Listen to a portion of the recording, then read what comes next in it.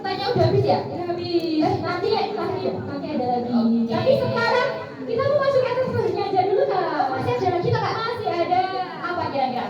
Nah, acara selanjutnya yaitu monolog Balada Semarang yang akan ditampilkan oleh Tiara Maharani. Selamat menikmati.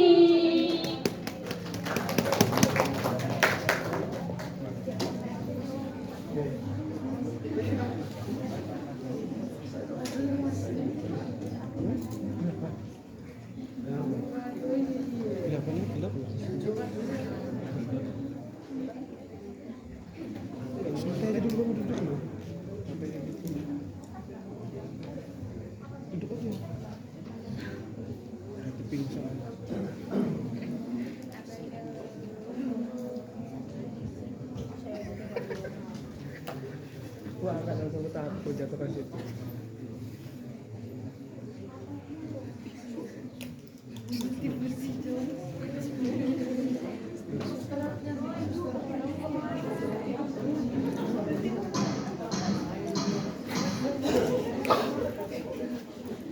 Dewan Hakim yang terhormat, sebelumnya perkenankan saya meralat ucapan jaksa. Ini bukan pembelaan. Apapun yang akan saya katakan adalah hitam putih diri saya, merah biru abu-abu saya, belang loreng, gelap cahaya diri saya.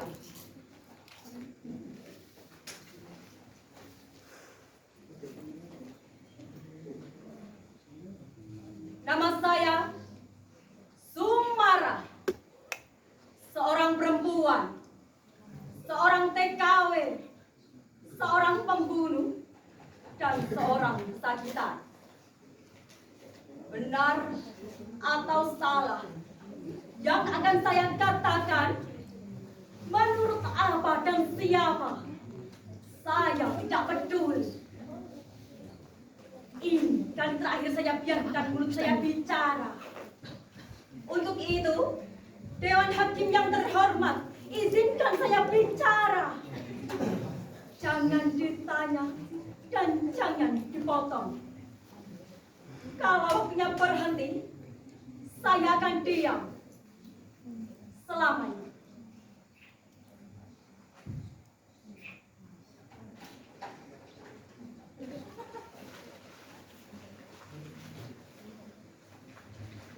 Dari kecil, saya tidak pernah berani menemukan wajah,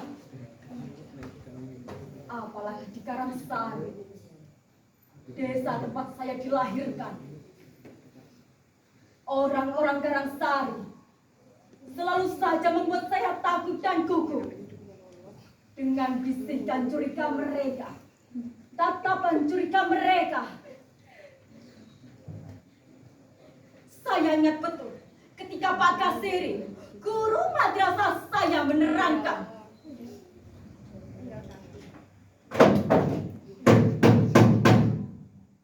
perhatikan dahulu. Nah, ini pembunuhan para jenderal itu dilakukan oleh sekelompok orang-orang yang sangat kecil yang tergabung dalam organisasi PKI.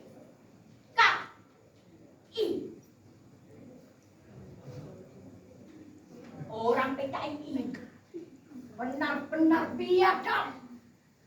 Untuk itulah dihapus dan dilarang berkembang lagi di Indonesia. Seluruh antek PKI harus dihukum. Hei, sini, tak kasih tahu. Ternyata bapaknya Sumara itu orang PKI. Hah? Kamu ini loh, dikasih tahu kok ngeyel. Ya jelas, sekarang ini sudah diciduk.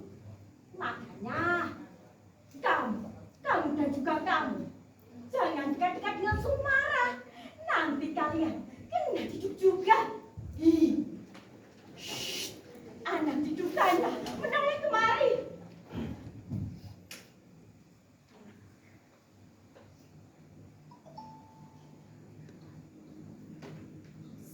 seperti terkena siraman air panas. Hatiku meradang, sakit dan nyeri sekali. Malamnya, saya bertanya pada Simba.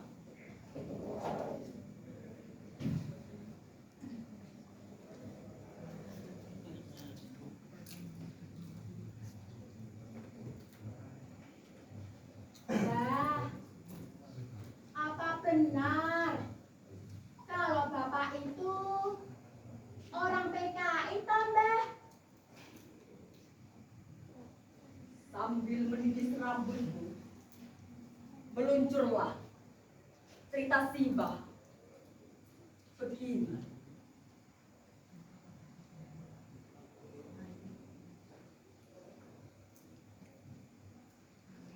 Bapakmu itu orang Lukundo. Sehari-hari pekerjaannya menderes kelapa dan kusir andong. Memang suatu hari Pak Lurah bertanya pada Simba mengenai bapakmu yang menyetorkan gula pada Denwasto. Saat itu Simba menjawab tidak tahu. Pak Lurah mangguk-mangguk, tapi jelas Simba tahu Pak Lurah tidak suka. Tepat 2 malam setelah itu, 2 tentara menyeret bapakmu diiringi Pak Lurah dan orang-orang kampung. Simbamu bergetar. Oh alam Gusti, lawong Suliman itu tidak tahu apa-apa. Orang-orang bilang Suliman itu antek. Orang-orang bilang Suliman itu antek.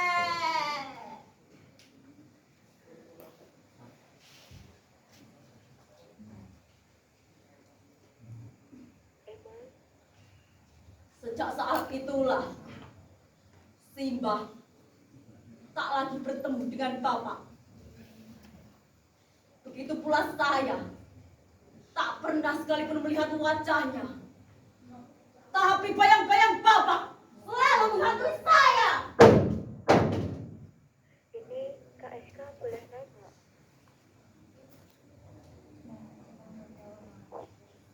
Saya punya 3 ijazah dengan nilai yang cukup bagus.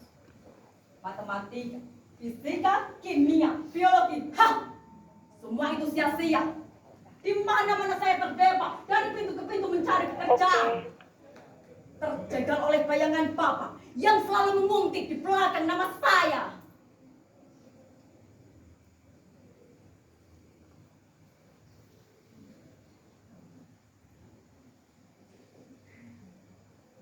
Akhirnya, saya bekerja pada seorang juragan beras. Di sana, saya berkenalan dengan seorang pemuda. Saya jatuh cinta padanya.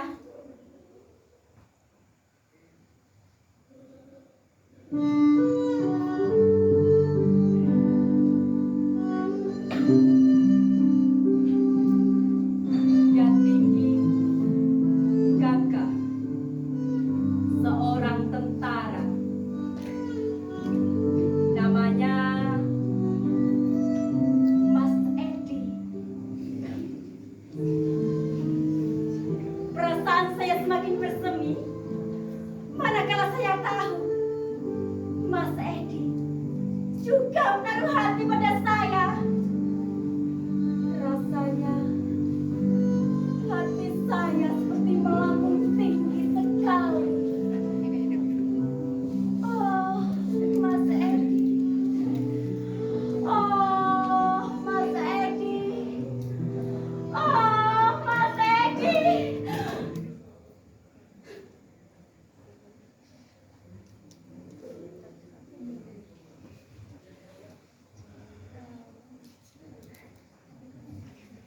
Pada akhirnya, saya terpelanting jatuh ke dalam jurang yang curam. Mas Edi mundur teratur setelah mengetahui sejarah keluarga saya. Sebagai tentara, haram jadah memiliki istri seperti saya. Lagi-lagi, bayangan Bapak menggelapkan nama saya. Untuk itulah, saya putuskan untuk berhenti. Saya ingin pergi, lari, mencari tempat di mana bayangan Bapak tidak bisa menguntit lagi.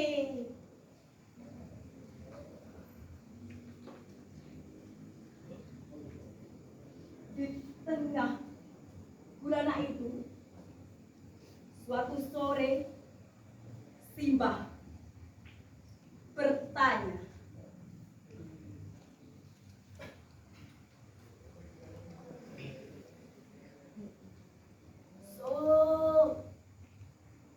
apa kamu gak mau kerja di Arab?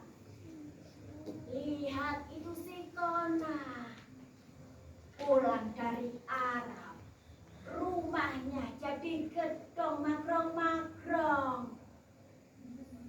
Bisa beli kerbau, bisa beli motor.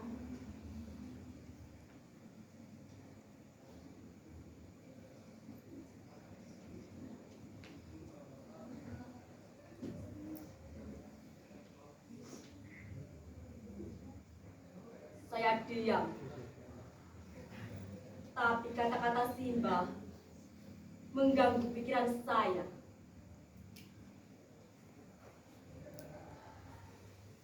Melalui seorang calon, saya mendaftar menjadi TKW.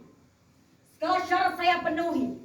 Dari biaya administrasi di kelurahan, Depneker, kantor imigrasi, biro tenaga kerja, sampai biaya terkait yang ternyata pajak betul.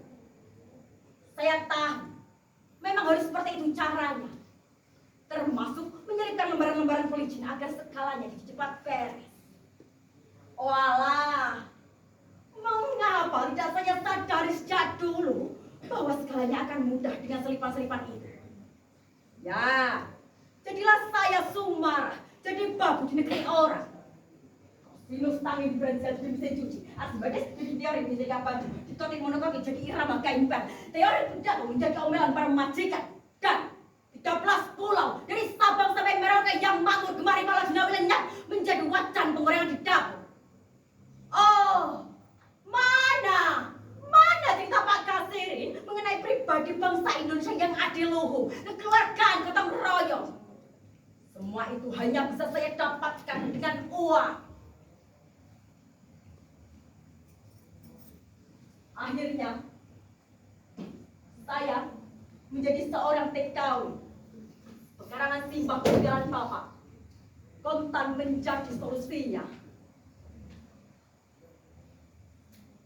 Di negeri orang, saya menjual segala impian untuk dapat hidup lebih baik.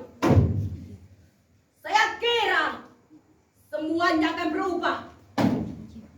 Saya kira saya dapat bermetamorfosa dari ulat bulu menjadi kupu-kupu yang indah. Tapi ternyata Sumbarah tetap saja kandas. Di balik baju hitam majikan saya, di balik jaket hitam majikan saya, skalanya kandas. Gaji saya selama tahun hangus, dipotong untuk alasan administrasi yang dicari-cari.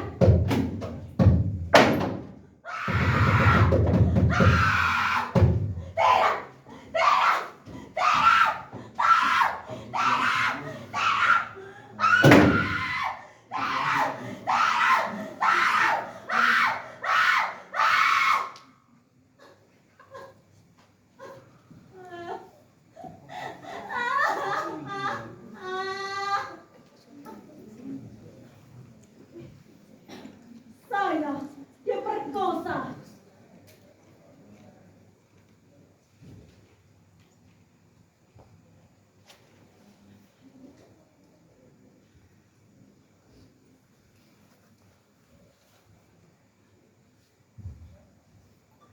Seperti budak hina. yang halal dibinatangkan.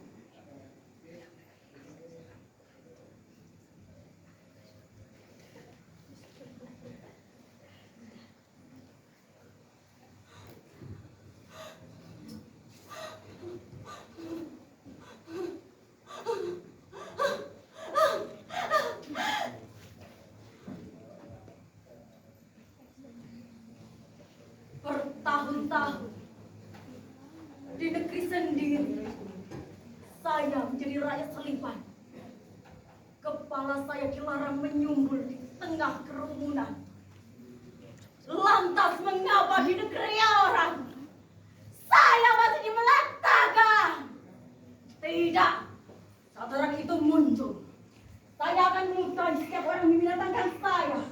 Untuk kemudian saya hunduskan mata pisau itu ke jantung hatinya.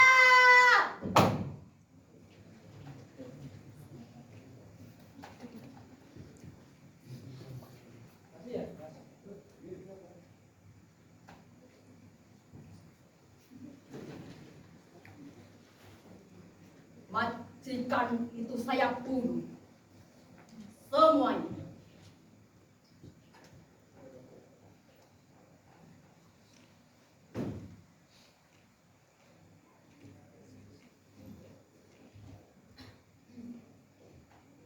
Saya tahu saya akan divonis mati. Bagi saya, penderitaan, harapan, perjuangan, semua butuh keberanian. Tapi harapan menjadikan penjara bagi hidup saya. Tidak! Saya bebas dari harapan.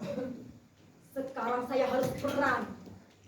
Karena hidup adalah dua sisi keping nasib dan keping kematian berada di tangan saya. Dewan Hakim yang terhormat, inilah saya Sumara. Saya siap mati.